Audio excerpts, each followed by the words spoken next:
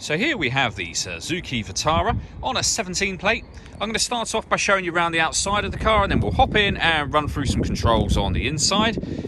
But from the outside you can see it's a 5-door car with alloy wheels and tinted windows. Let's start off inside the boot and then work our way around the rest of the car from there.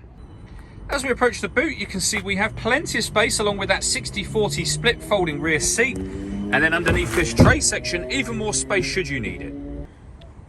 Okay, so we're just going to work our way back round to the front of the car, and then we'll hop in and run through some controls on the inside.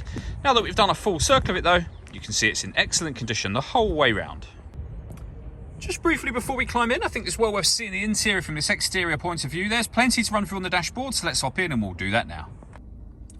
Okay, now that we're inside the car, we're going to start with the dials. On the left-hand side, we have the rev counter, and on the right-hand side, the speedometer and fuel gauge. In the middle at the bottom, you can see the total miles for this car, which are 34,005. We can change the information that's displayed above that using buttons on the steering wheel. Out to the steering wheel, we have stereo controls on the left with phone controls beneath it, and then cruise control and speed limiter over on the right-hand side.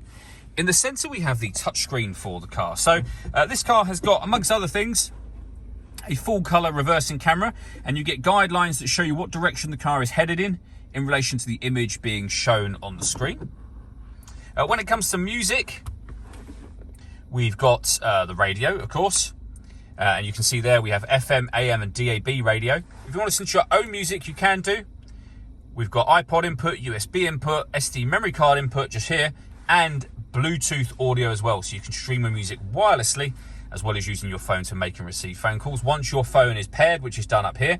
This car also has Apple CarPlay, so connect your phone up via its USB cable and you'll be able to access your music, you'll be able to make phone calls from here, and you'll be able to access Google Maps as well, so you'll have satellite navigation through Apple CarPlay. Working our way down, we've got the climate control for the car, so you can adjust the temperature. You can increase and decrease the fan speed.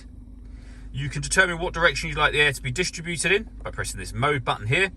When you're happy with those settings, this button will turn your air conditioning off in this case, or back on again, or hit auto, and the car will now maintain that temperature by taking full control of the fan speed for you.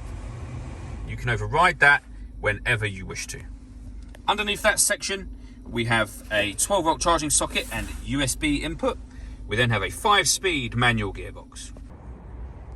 All that leaves me to say is thank you for taking the time to watch this video. If you'd like to come and see the car in person and have a test drive, please feel free to call us here at Mach 1 Cars. We'd love to hear from you soon.